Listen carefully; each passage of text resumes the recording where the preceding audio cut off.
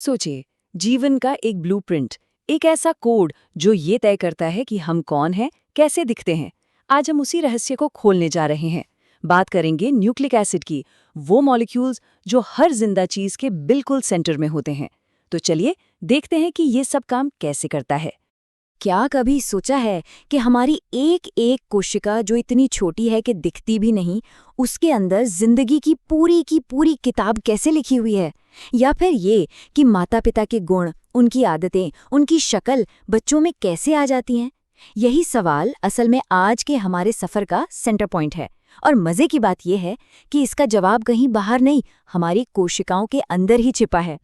तो उस सवाल का जवाब छिपा है जीवन की भाषा में। हाँ, बिल्कुल सही सुना, एक पूरी भाषा।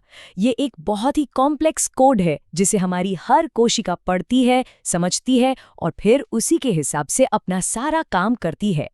अब देखिए, हमारी हर कोशिका के बीचों बीच एक तरह का कंट्रोल रूम होता है। इसे हम कहते हैं केंद्रक या न्यूक्लियस। और इसी न्यूक्लियस के अंदर होते हैं गुणसूत्र, जिन्हें क्रोमोसोम्स भी कहते हैं।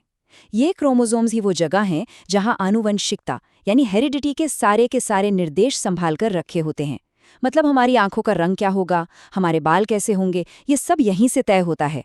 तो ये गुणसूत्र आखिर बने किस चीज से होते हैं? ये प्रोटीन और एक बहुत ही खास बायोलॉजिकल मॉलिक्यूल से मिलकर बने होते हैं, जिसका नाम है न्यूक्लिक अम्ल। जी हाँ, यही न्यूक्लिक एसिड हैं जो हेरिडिटी के असली वाहक हैं। और इनके दो मेन टाइप्स हैं जिनके नाम हम सब ने कहीं ना कहीं जरूर सुने होंगे। एक है डीएनए यानी डीऑक्सी राइबोन्यूक्लिक एसिड और दूसरा है आरएनए यानी राइबोन्यूक्लिक एसिड। तो चलिए अब जरा और गहराई में चलते हैं। ये मॉलिक्यूल्स, ये जो जीवन की भाषा है, ये आखिर बनी कैसे है? आइए इनकी बनावट और इनके स्ट्रक्चर को थोड़ा और करीब से समझते हैं। इसे ऐसे समझिए, न्यूक्लिक एसिड असल में बहुत लंबी लंबी चेन्स या माला की तरह होते हैं। और इन चेन्स को बनाने वाली जो छोटी छोटी कड़ियां हैं ना, उन्हें कहते हैं न्यूक्लियोटाइड। अब क्योंकि ये बहुत सारे न्यूक्लियोटाइड से मिलकर बनते हैं, तो इन्हें पॉलीन्यूक्लियोटाइड भी कहा जाता है। सिंपल। तो ये न्यूक्लियोटाइड ही इन विशाल मॉलिक्यूल्स का, कह सकते हैं, बेसिक बिल्डिंग ब्लॉक है। बिल्कुल वैसे जैसे कोई दीवार ईंटों से बनती है। और मजे की बात यह है कि हर एक ईंट यानी हर एक न्यूक्लियोटाइड वो खुद भी 3 अलग-अलग पार्ट से मिलकर बना होता है। और ये रहे वो 3 कंपोनेंट्स। हर न्यूक्लियोटाइड में होता है एक फॉस्फेट ग्रुप जो एक तरह से इसकी रीढ़ की हड्डी बनाता है। फिर होती है एक शुगर और सबसे जरूरी हिस्सा एक नाइट्रोजनी बेस। जानते हैं, ये बेस ही वो अक्षर हैं जिनसे हमारा पूरा जेनेटिक कोड लिखा जाता है।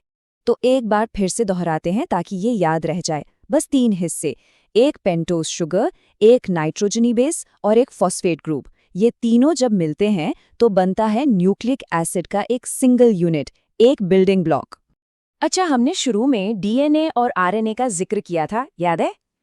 हैं तो दोनों ही न्यूक्लिक एसिड, लेकिन इनमें कुछ बहुत ही जरूरी अंतर हैं और यही अंतर इनके काम को बिल्कुल बदल कर रख देते हैं। तो आइए अब जरा डीएनए बनाम आरएनए को समझते हैं। यहाँ पर जो सबसे बड़ा फर्क है वो तो देखते ही समझ में आ जाता है। देखिए, आरएनए आमतौर पर एक अकेली चेन की तरह होता है, जबकि डीएनए वो अपनी फेमस डबल हेलिक्स शेप में होता है, एक तरह की मॉलिक्यूलर लेवल पर घुमावदार सीढ़ी। और अगर थोड़ा और ध्यान से देखेंगे तो पता चलेगा कि इनकी नाइट्रोजनी बेस में भी एक छोटा पर बहुत ही इंपॉर्टेंट फर्क है। तो चलिए इन अंतरों को एक एक करके फटाफट देख लेते हैं। सबसे पहले शुगर यानी शर्करा। डीएनए में होती है डीऑक्सीराइबोज और आरएनए में होती है राइबोज। ठीक है, अब आते हैं बेस पर। दोनों में एडेनिन, ग्वानिन और साइटोसिन तो कॉमन है, लेकिन चौथा बेस अलग है। डीएनए में होता है थाइमीन, जबकि आरएनए में थाइमीन की जगह ले लेता है यूरेसिल। ये बहुत ही जरूरी फर्क है। और आखिर में स्ट्रक्चर। जैसा हमने देखा, डीएनए डबल हेलिक्स है और आरएनए एक सिंगल स्ट्रैंड। अब आरएनए की बात करें तो वो अकेला काम नहीं करता। समझिए कि ये एक टीम है जिसमें 3 मेन प्लेयर्स हैं। सबसे पहले है मैसेंजर आरएनए या एमआरएनए। ये एक मैसेंजर यानी संदेशवाहक है जो डीएनए से निर्देश लेकर आता है। फिर है राइबोसोमल आरएनए या आरआरएनए। ये वो फैक्ट्री है जहां प्रोटीन बनते हैं। और तीसरा है ट्रांसफर आरएनए या टीआरएनए। ये एक डिलीवरी ट्रक की तरह है जो प्रोटीन बनाने के लिए जरूरी सामान यानी अमीनो एसिड्स को उस फैक्ट्री तक पहुंचाता है। जाहिर है, जीवन के इस कोड को डीकोड करना कोई बच्चों का खेल नहीं था। इसके पीछे कई महान वैज्ञानिकों की दशकों की मेहनत और लगन थी। तो चलिए, अब कहानी में उन खोजकर्ताओं को लाते हैं जिन्होंने इस सबसे बड़े रहस्य से पर्दा उठाया।